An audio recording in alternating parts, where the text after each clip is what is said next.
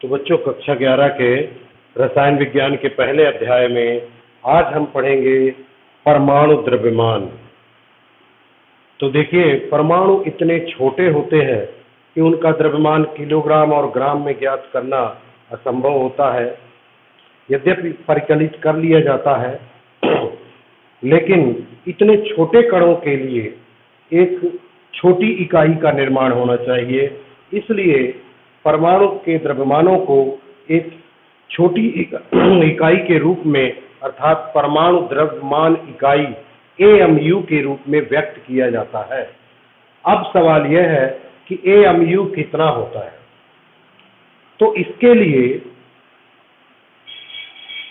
विभिन्न प्रकार के तत्वों में कार्बन को चुना गया। कार्बन इसलिए कि सर्वाधिक जगहों पर विद्यमान तत्व होता है कार्बन, और ठोस अवस्था में होता है।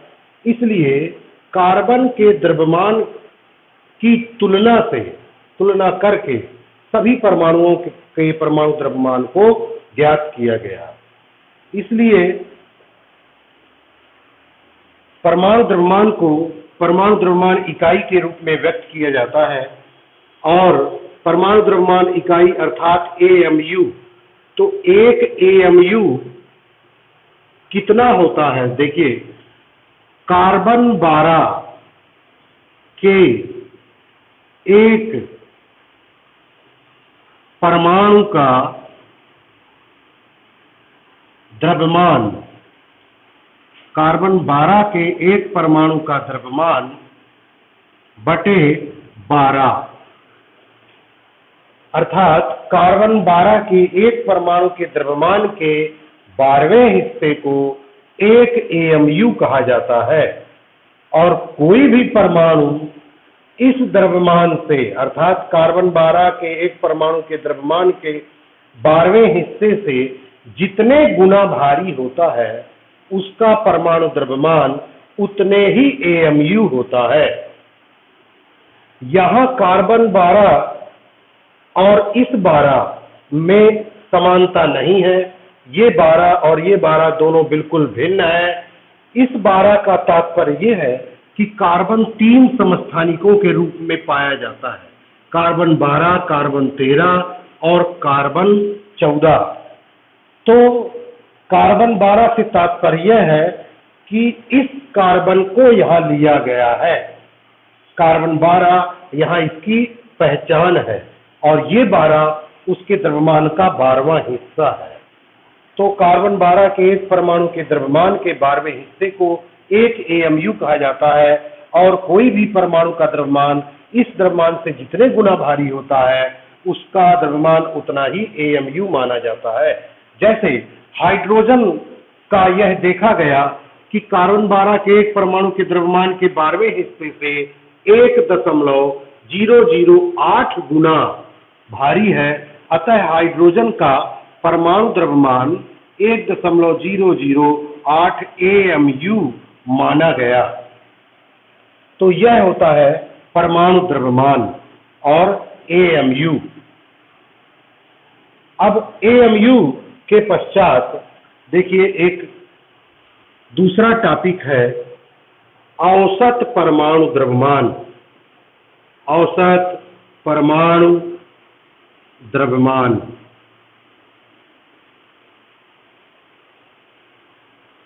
तो औसत परमाणु द्रव्यमान क्या होता है? इस शब्द का संबंध उन तत्वों के लिए होता है जो एक से अधिक समस्थानिक के रूप में पाए जाते हैं, जैसे कार्बन, हाइड्रोजन। तो जिनके समस्थानिक पाए जाते हैं, जो एक से अधिक समस्थानिक के रूप में पाया जाता है, उसके द्रव्यमान को औसत परमाणु द्रव्यमान के रूप में परिकलित करके व्यक्त किया जाता है। औसत परमाणु द्रव्यमान कैसे निकालते हैं? किसी तत्व के जो विभिन्न समस्थानिक होते हैं, उनके समस्थानिकों का जो प्राप्ति प्रतिशत होता है, प्रतिशत में उस समस्थानिक के प्रतिशत में उसके द्रव्यमान का गुणा करते हैं। इस प्रकार भिन्न भिन्न समस्थानिकों के प्रतिशत और द्रव्यमान को गुणा करके उन्हें आपस में जोड़कर औसत परमाणु द्रव्यमान ज्ञात किया जाता है। इसे समझने के लिए हम एक प्रश्न को हल करेंगे।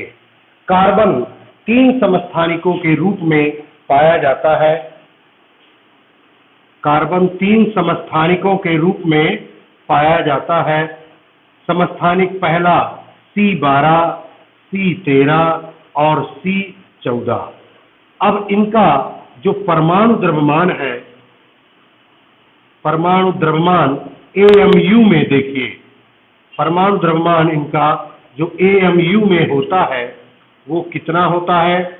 इसका 12 होता है, इसका 13.00335 और इसका होता है 14.00317। ये कार्बन के विभिन्न समस्थानिकों के द्रव्यमान हैं। 12 इस देखिए, कार्बन 12 का एग्जैक्ट 12 है, क्योंकि इसी के आधार पर हमने अन्य परमाणुओं के द्रव्यमान ज्ञात किए हैं। तो इसके परमाणु द्रव्यमान को हमने 12 AMU मान लिया है, क्योंकि इसके 12वें हिस्से को 1 AMU कहा जाता है, इसीलिए कार्बन 12 का एग्जैक्ट 12 होता है। अब देखिए, इनका प्रतिशत जो पाया गया है कार्बन के समस्थानिकों का, तो C12 का होता है 98.892, ये प्रतिशत है, प्रतिशत। C13 का होता है 1.108% और C14 का होता है 2 × 10⁻12%। इतना कम प्रतिशत इसका होता है। तो कार्बन के ये विभिन्न समस्थानिक और उनके प्रतिशत, प्राप्ति प्रतिशत, इस प्रतिशत में ये उपलब्ध होते हैं और उनका परमाणु द्रव्यमान ये है। तो कार्बन का औसत परमाणु द्रव्यमान ज्ञात करिए। औसत परमाणु द्रव्यमान ज्ञात करने के लिए हम क्या करेंगे? कार्बन का औसत परमाणु द्रव्यमान बराबर C12 का परमाणु द्रव्यमान गुणे प्रतिशत प्लस C13 का परमाणु द्रव्यमान गुणे प्रतिशत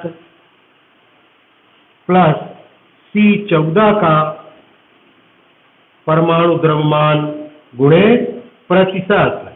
इन तीनों को जोड़ने पर जो मान प्राप्त होता है वही कार्बन का औसत परमाणु द्रव्यमान कहलाएगा। तो देखिए, ये जो प्रतिशत है, यह इसको 100 से विभाजित करेंगे। प्रतिशत बटे 100, प्रतिशत बटे 100, प्रतिशत बटे 100, 100 से विभाजित करेंगे, उसका गुणा परमाणु द्रव्यमान से करेंगे। तो इनको जब हम 100 से विभाजित करेंगे प्रतिशत को, तो देखिए ये आएगा, कार्बन 12 के एक परमाणु का द्रव्यमान कितना है? 12 गुणे यह मान 98.892 प्रतिशत के रूप में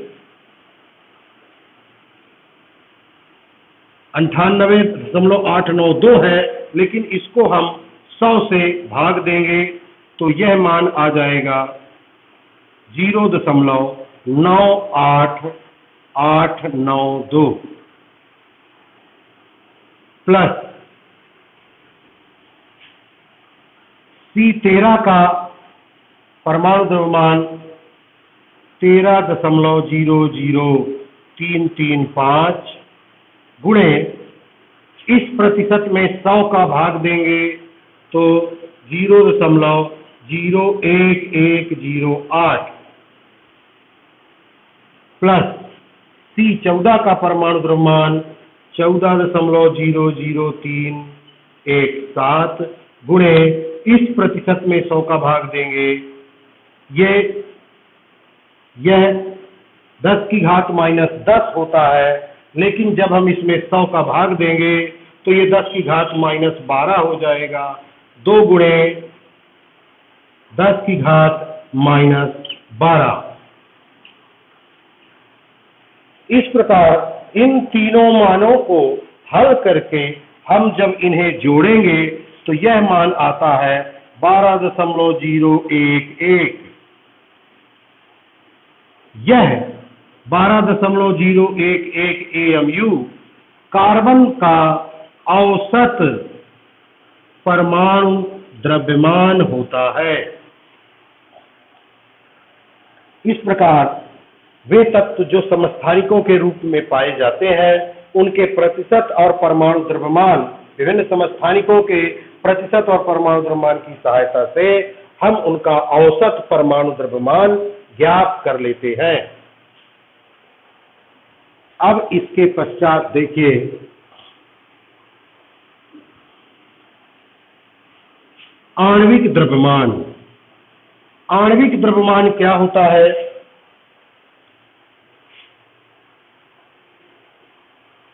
आणविक द्रव्यमान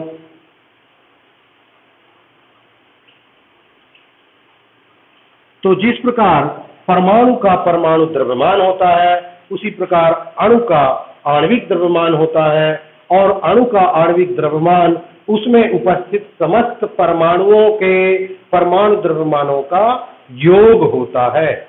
जैसे CH4 एक अणु है और इसका आणविक द्रव्यमान होगा, इसका आणविक द्रव्यमान बराबर होगा कार्बन का परमाणु द्रव्यमान धन 4 हाइड्रोजन है तो 4 गुणे हाइड्रोजन का परमाणु द्रव्यमान। तो अब देखिए कार्बन का परमाणु द्रव्यमान आपने ज्ञात किया अभी 12.001 धन 4 गुणे हाइड्रोजन का परमाणु द्रव्यमान 1.008। इन मानों को जब हम जोड़ेंगे तो यह मान होता है 16.043 AMU। इस प्रकार यह 16.043 AMU मीथेन अर्थात CH4 का आणविक द्रव्यमान होगा। आणविक द्रव्यमान ज्ञात करने के बाद हम समझेंगे आगे सूत्र द्रव्यमान। सूत्र द्रव्यमान या इसी को कहते हैं फार्मूला मास।